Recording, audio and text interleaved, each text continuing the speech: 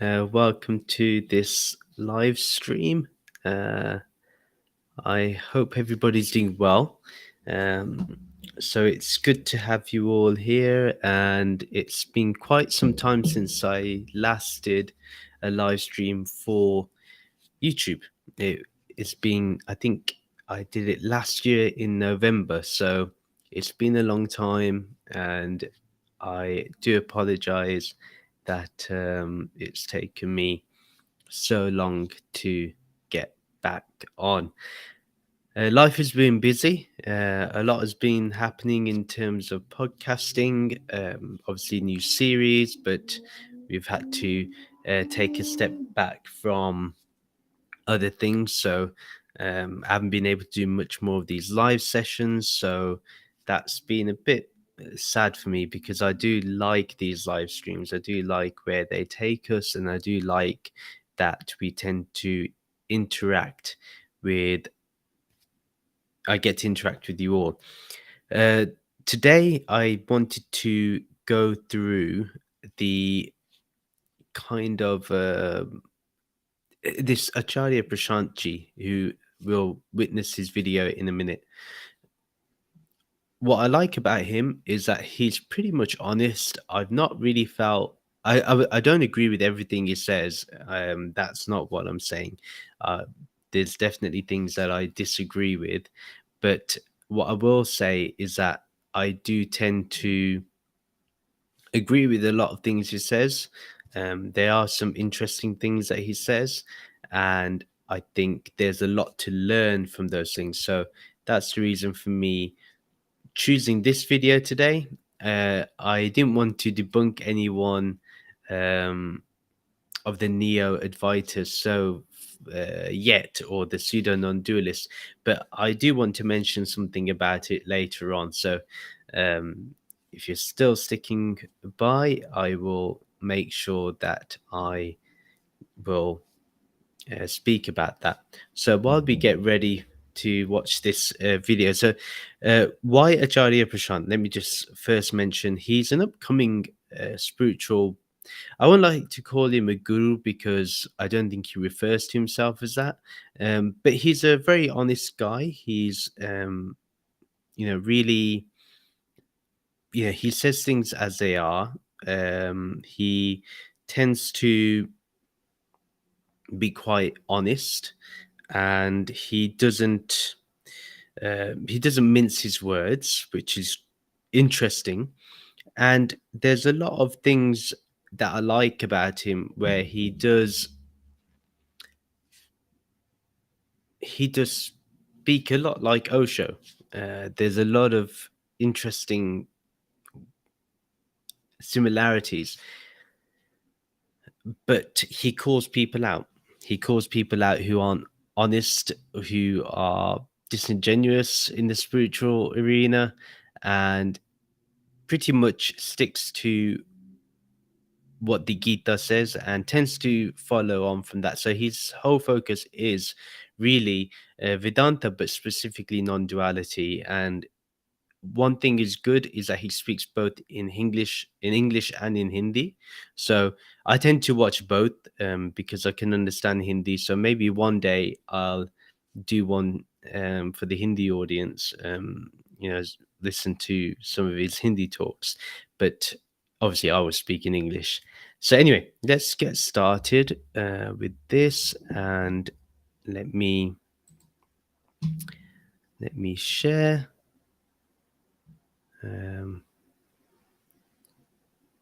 And there used to be a thing where I could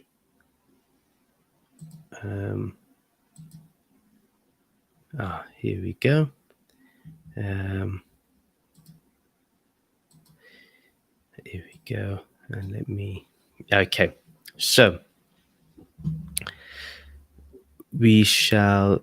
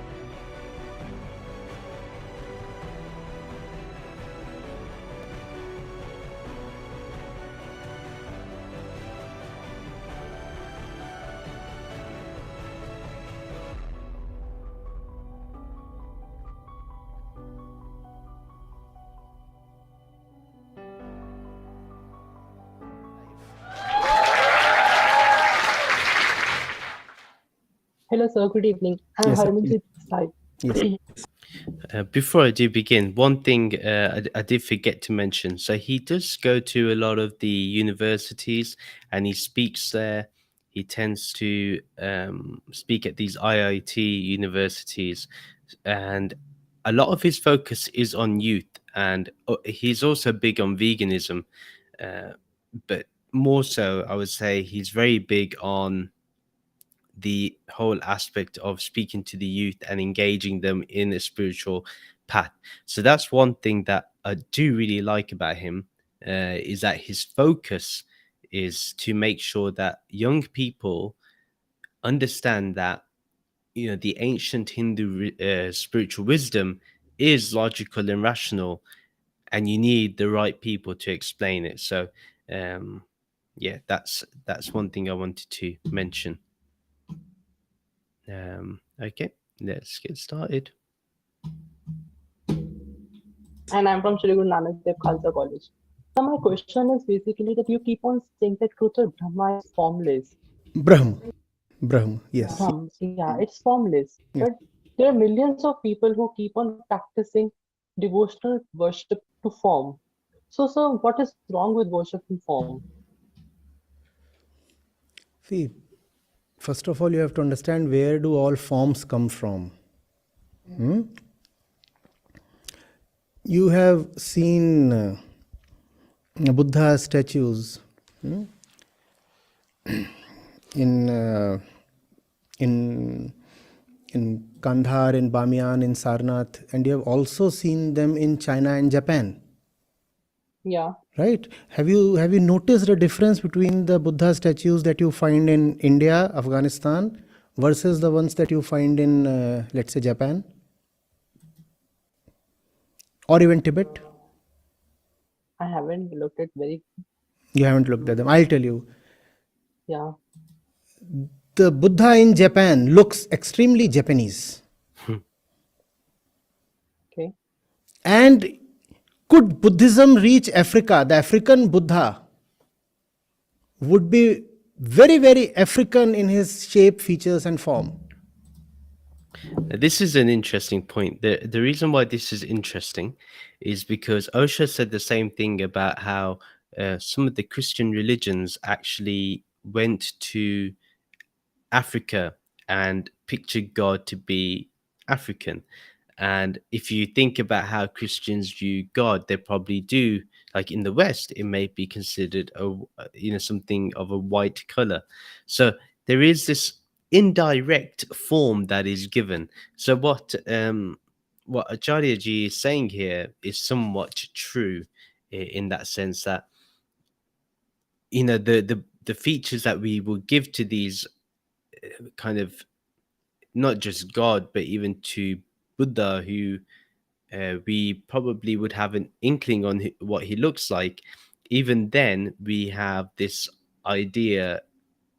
We view them according to the cultural element, or the cultural aspect, or the cultural vision that we have.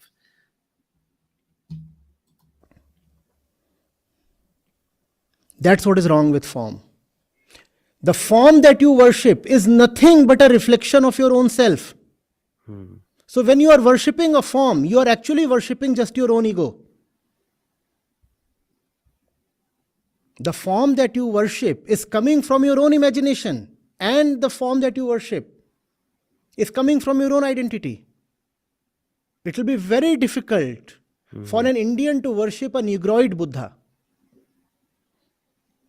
Precisely. Are you getting it? There is a reason why the Buddha grew a flat nose when he reached Japan. Because Japanese cannot worship an Indian looking Buddha.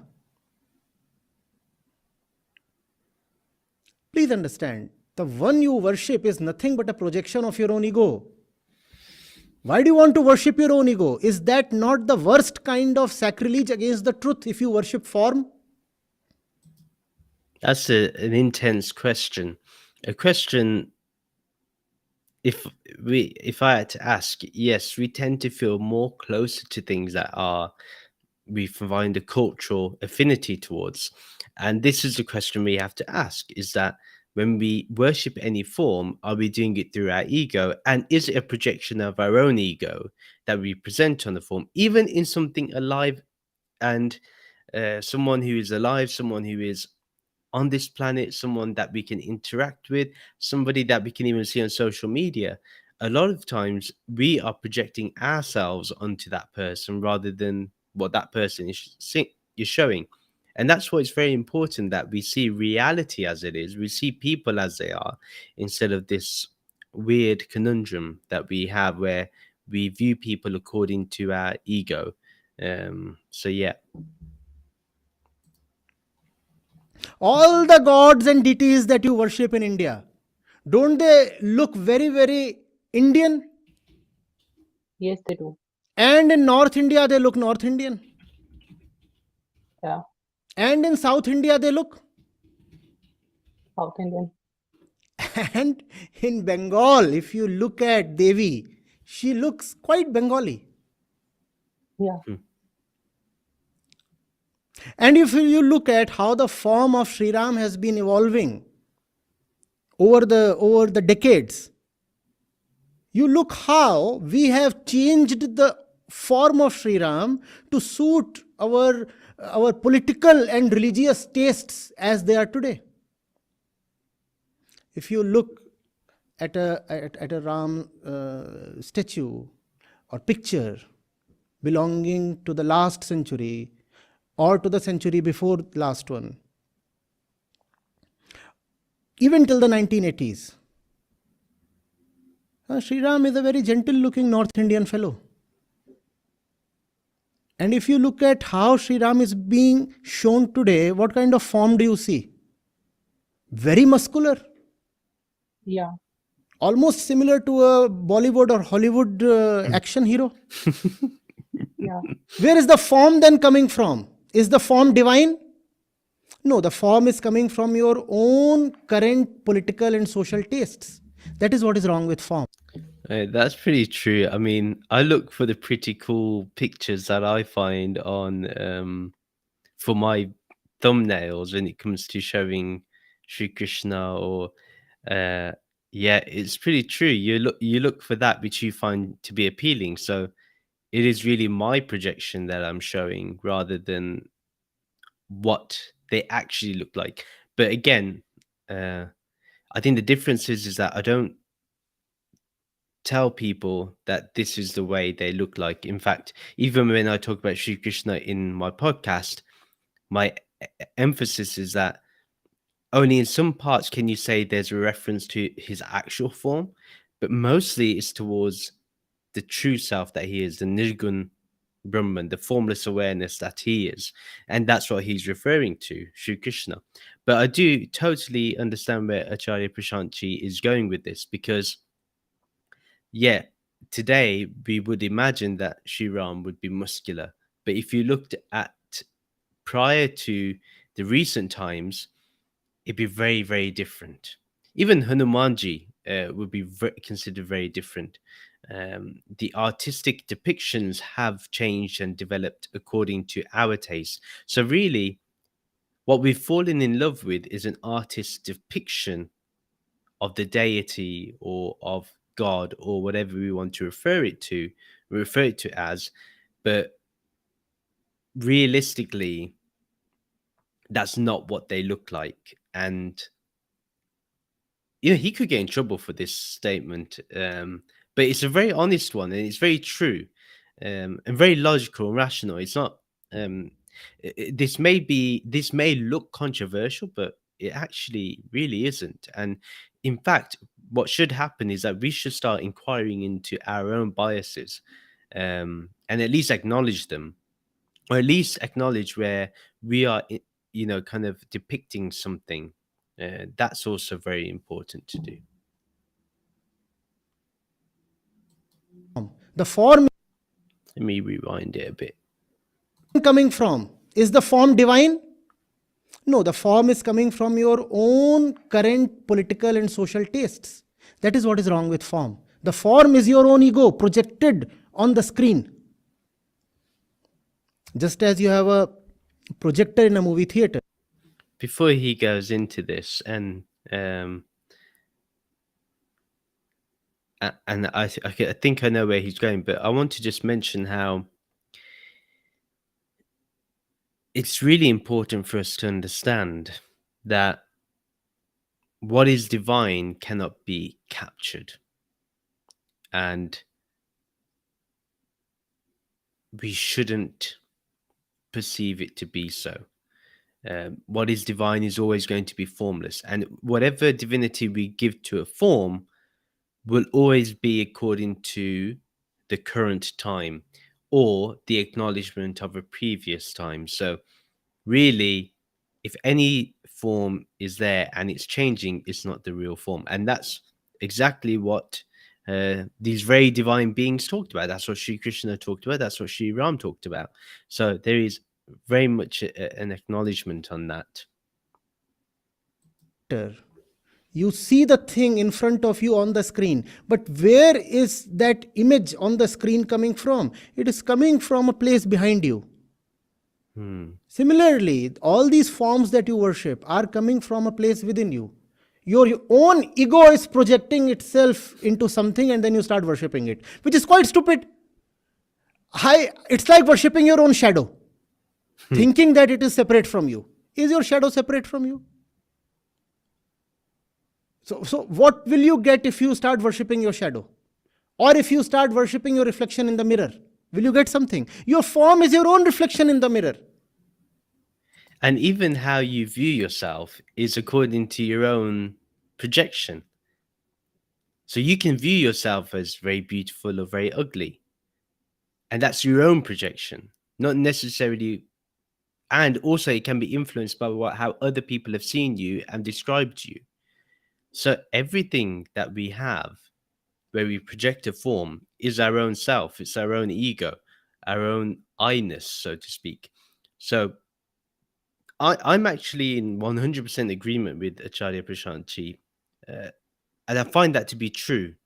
Like, even the forms that we identify with, whether that's our guru, whether that's anything with a form, it's our own projection. And until we acknowledge that, we will not see reality as it is. Now, what is reality as it is? This formless awareness. But we don't associate with this formless awareness as much as we should. So I do agree with him completely on this. What will you get if you start worshipping your shadow? Or if you start worshipping your reflection in the mirror? Will you get something? Your form is your own reflection in the mirror. Just ornamented, just amplified. Nothing else. And that's why those who have known have always said that the truth is formless. I hope you are not just letting it pass by. Is it something that you can understand? Yes, I can understand. You can understand that, right? So man creates form according to his own tastes. Why do you think all the gods and goddesses all around the world, irrespective of the religion or culture or country or century, why do all the gods and goddesses have hands? Please tell me. Why don't they have antennas like cockroaches? Because we simply can't just assume that. Because we have hands. Since we have hands, so our gods have hands. Do you get this? Yeah. Why do our gods speak our own language? Does an Indian god speak French ever? But we don't exercise any bit of intelligence. We don't ask why are our gods necessarily speaking our language. Why are French gods or Greek gods not? You don't have French gods, you have Greek gods. Why are Greek gods not found in India? Why were Indian gods not worshipped in Greece? Why do gods keep changing? In the Rigvedic era, you are worshipping Varun and Agni and Mitra. Why are you not worshipping them today? Why have those forms been forgotten? From where did new forms come up? From where did new gods and goddesses emerge? This is really good. I mean, I've not seen this before, so this is my first time watching this video. But I didn't know he was going to take this direction, and this direction is pretty good. It's really interesting. It shows that he's willing to challenge our preconceived notions, which is very important. If you want anyone that's going to, you know, help you spiritually, that's what you're looking for. Uh, he's not giving the answer which would satisfy somebody who doesn't really want to move forward in their spirituality. You know, they just talk, but they don't want to practice anything. So I like what he's saying. I completely agree with him, and I think we should understand where he's coming from. So yes, I do agree with some of these things, but my only question would be, and maybe he'll answer this, is that what about the deities like Hanumanji or Ganeshji? How were they? Like, they obviously had some features of an animal. Um, so, and there's others as well. So why that? Can he answer that question? But otherwise, he's right about the Vedic gods. The gods or the deities that were worshipped in the Rig Veda are no longer worshipped today. Like we more or less worship the Puranic deities. So the meaning the deities found in the Puranas. So there's been a shift. There's been a change. So he is right. Why if those forms aren't applicable today, then there is an issue with form. And that's why what he said originally is correct, that truth is formless, and it has always been formless and will remain formless. There's a reason for that, because you can't put your preconceived notions onto something formless, which is why it's a more difficult path to take. Everyone wants some sort of form, whether it's a book, whether it's a person. Everyone wants some sort of form because it gives them something to put their ego upon. It's very easy. But to say, oh, you have to worship something formless, they don't know where to begin. That's why I always say this: spirituality is not for the faint hearted. And its meaning is for people who are really serious about spirituality, not people who just want to be spiritual for the sake of appearances. Uh, then, and you can tell those people from a mile away. Those people that really want spirituality, you'll see they tend to go towards more of the intellectually sound, just with the basic logic and rationality. We're not talking about a huge amount of logic here. Um, there's a bit of faith, a bit of reverence, but most of all, it's towards something formless, like Acharya ji just pointed out earlier. So we have to understand forms change with times, culture changes. And I liked what he said about we're not worshipping Greek gods today, or we're not worshipping Greek gods in India. We worship the ones in our land. Um, despite being in America or previously in the UK, the reason why I know about the Indian gods more is because of my cultural upbringing. So really, it's all everything I've received as a child. So it makes sense. So yeah, no, I like this. This is good. Why have those forms been forgotten? From where did new forms come up? From where did new gods and goddesses emerge?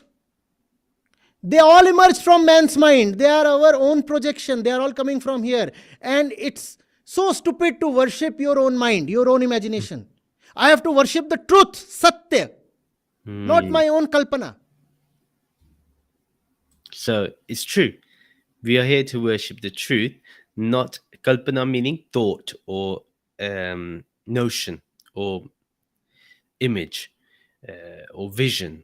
We are to, or imagination. We are, and I agree with him completely. We are here to worship the truth, Satya. That's exactly what we need to be worshipping. That's what we're meant to be associating with. That's the whole point of being spiritual, is to be practitioners who are based on truth. And what I mean by this is also based on truth, even on a cultural level, uh, that even how you view life and things that go on culturally, like on the news, and um, you have these cultural wars. People tend to be people who tend to be intellectually sound and logical will always support that which is for the greater good. Now, it may not be popular, and it's definitely not always, of conspiracy. It tends to be more on the side of whatever makes sense. So, but yeah, yeah, our whole point is to be on the truth, to be practicing the truth. So I agree with Acharya ji on that. Not my own kalpana. Got it, sir. You look around and you will see how obvious it is. How obvious it is. Even if you say the gods have to be a little different from us, the maximum that you do is instead of 2 hands, you show them with 10 hands. But you still show them with Hands. hands. Instead of 2 eyes, you will show somebody with 1 eye, just 1 eye. But you will still show someone with eyes.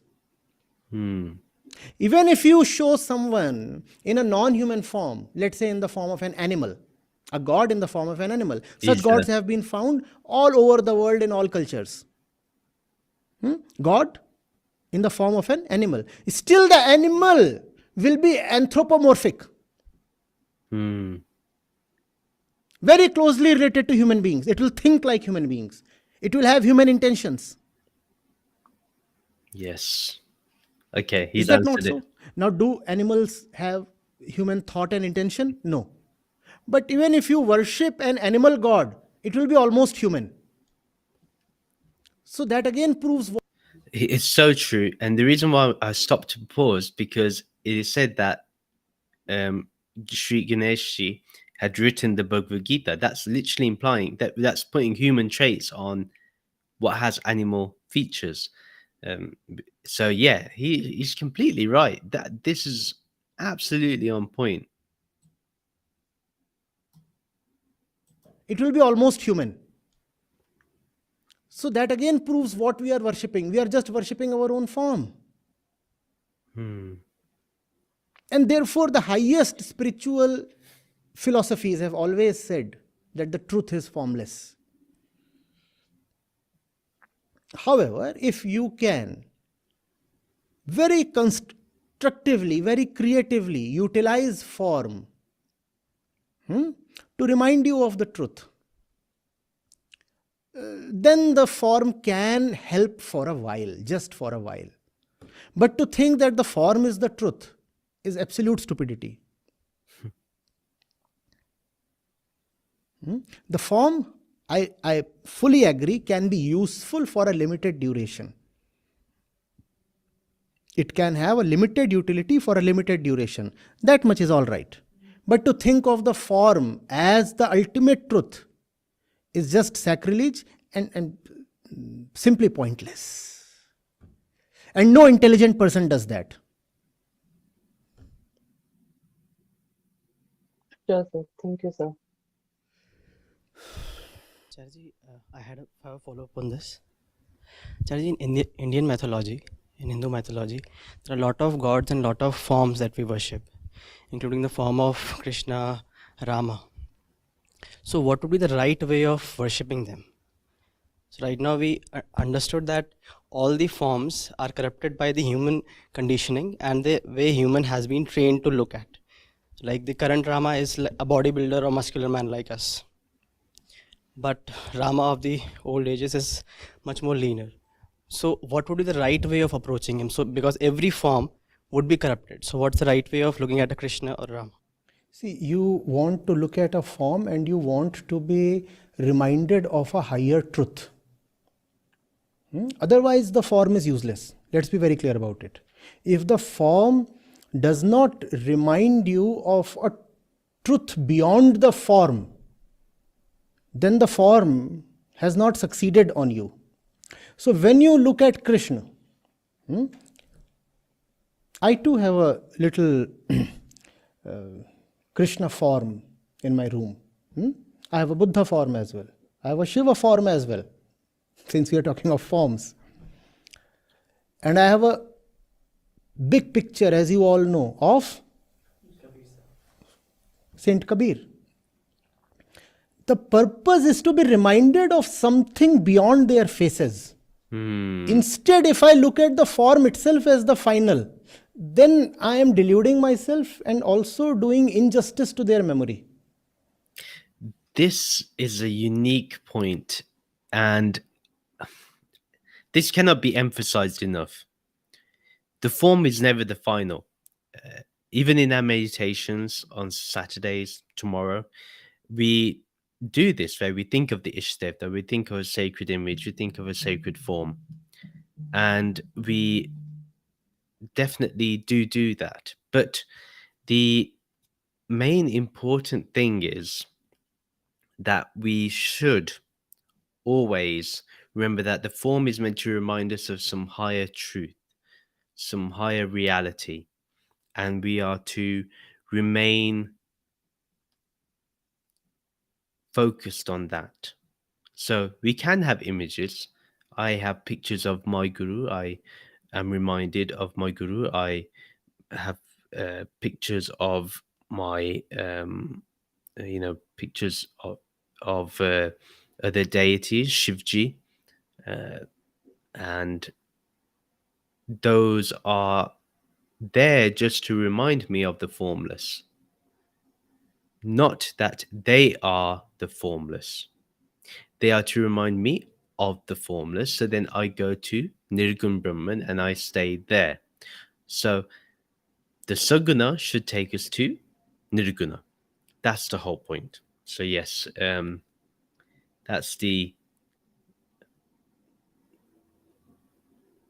that's what I wanted us to really understand from this. And that's the whole point of the Gita, is that yes, people may, turn around and say, well, Sri Krishna is talking about himself when he says me. No, you're not understanding his final point. His final point is that witness consciousness. That's what he's referring to. But yeah, brilliant. Thank you. Thank you to Acharya, and thank you to the previous questioner, because the one who asked the question before, and this is a great follow-up question, but the one who asked the initial question, I mean, it came from a sincere place, and I can see that's why he went as deep as he did. But again, wonderful. I absolutely adore this message. So, if you want to talk of Sri Krishna in particular, the moment I look at the face of Sri Krishna, or even the flute, or the morpank, the peacock feather, I should immediately be reminded of the Bhagavad Gita. That's what. That's the purpose of the Krishna form. If I look at Krishna and immediately the verses of Gita do not start floating in my mind, Wow. if that song does not immediately, spontaneously arise when I look at Sri Krishna, then I am being unfair to Sri Krishna. Wow. Who is Sri Krishna? That is intense. And that's so true. I never thought of it in that way. That's a unique way of expressing this. That, yes, when you think of Shri Krishna, if you think of Sri Ram, then you think of Yog Vashisht or Ramayan, but more so Yog Vashisht, because you remember the messages of Vashishti and how he speaks to Sri Ram. Or when you think of Hanumanji, you think of the Hanuman Chalisa. You get that natural feeling of devotion. That's very true. So yeah, if I think of my guru, I should think of the teachings, and the teachings should be the most important thing. So whenever I do think of my guru, that's exactly what I should be thinking of, is their teachings. So yeah, I totally agree. Brilliant point. Amazing. Really, really great. Krishna, not a person, but the giver of the Gita. Somebody once asked me, who is Krishna? I said, the one the Gita comes from. That's the very and the only truthful definition of Sri Krishna.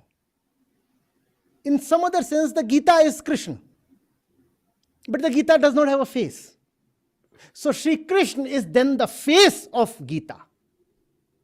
So if you look at that face, the face of Sri Krishna, immediately the Gita must come to your mind. But for that you must have, first of all, studied the Gita. Yeah. And truthfully known the true meaning of its verses, not some corrupted meaning.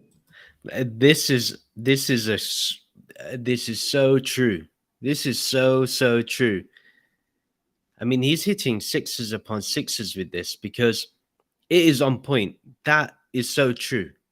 Like, not some corrupted meaning. Actually, the meaning of what Sri Krishna was trying to, what Sri Krishna was saying, and what was written.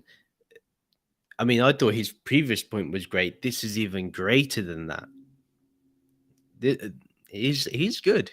He's good. Wow. You must have, first of all, studied the Gita and truthfully known the true meaning of its verses, not some corrupted meaning.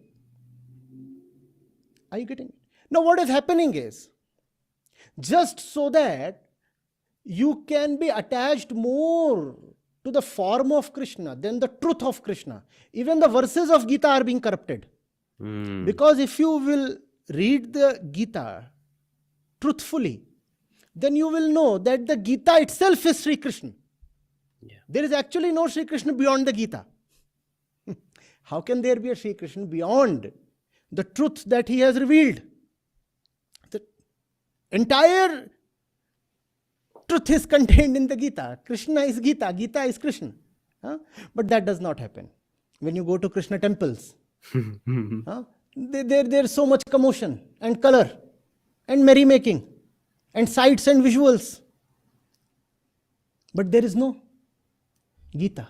There is no understanding. What is Gita? Gita is just two things, Atmagyan and Nishkam Karma. Yeah. And in that, I totally agree. And if plugging my podcast, but when we look at the verses, I always say this, we have to go back to chapter 2 where there's the Atma Gyan.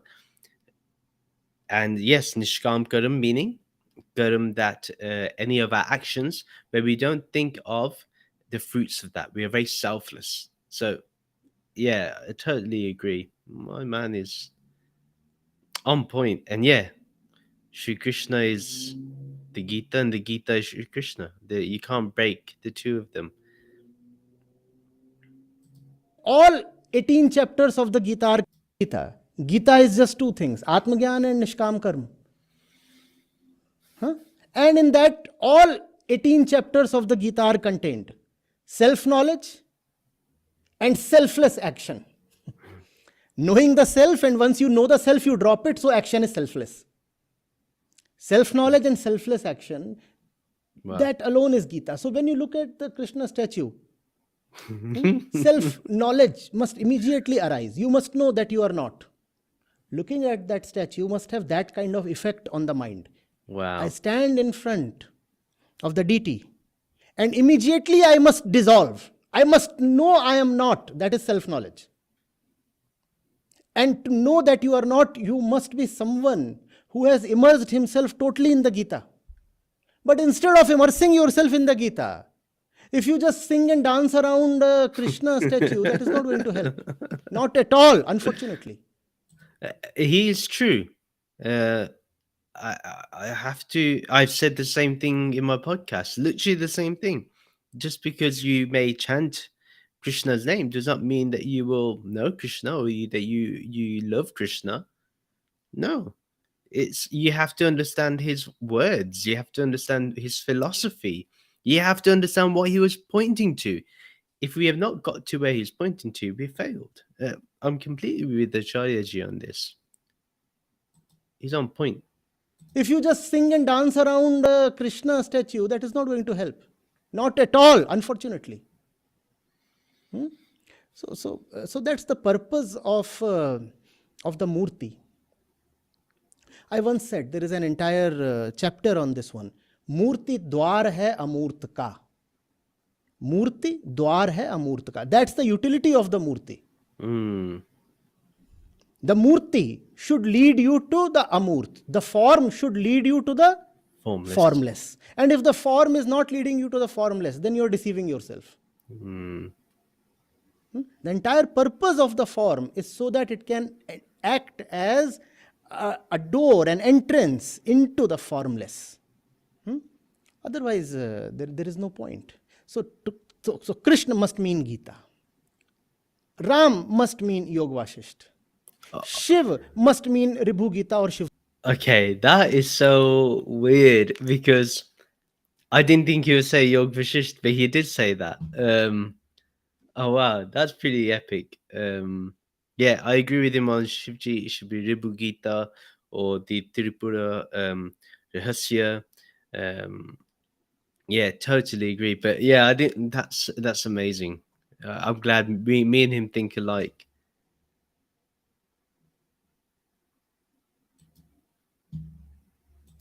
So Krishna must mean Gita. Ram must mean Yog Vashisht. Shiv must mean Ribhu Gita or Shiv Sutra. Yeah. That is what they stand for. Because that's what in India.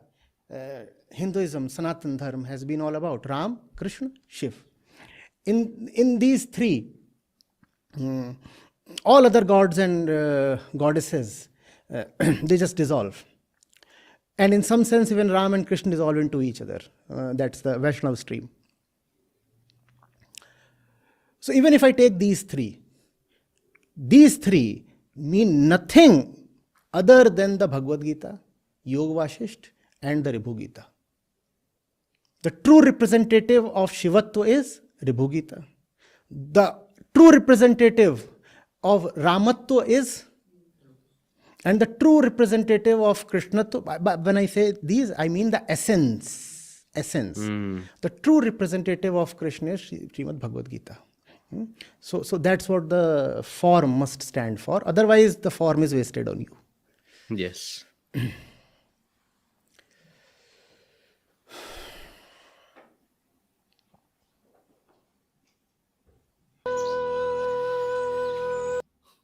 Brilliant. Let's stop sharing.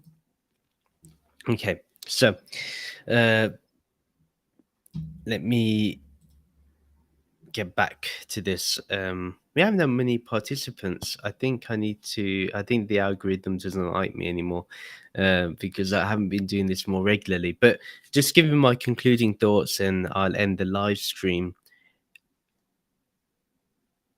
What we have to understand with this is that it's all about knowing what your true self is. And by knowing that, you have to consult the scriptures like the Gita, in terms of Bhagavad Gita, Ribhu Gita, or Yog Vashisht.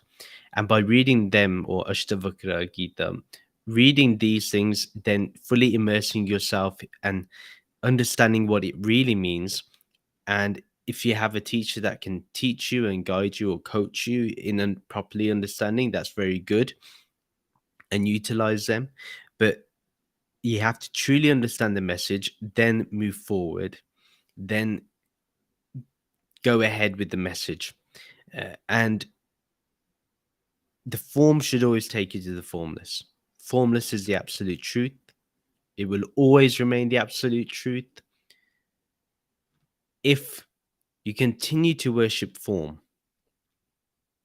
and just focus on form and forget the formless, then that's not spirituality. And whoever is telling you that by worshipping form of any kind is spirituality, and that's the only essence, or even it should only be that you worship the form just to, as you said, a reminder. So it should only be literally a 5-second thing, even less than 5 seconds. It should remind you straight away of that formless. If not, then we are into name and form and we haven't moved forward. So we still are stuck in ignorance, whether we like it or not. to admit that, but that's the truth. So I hope you've understood. This was a great episode. It was nice to learn from Acharya ji, and it's always a pleasure listening to him.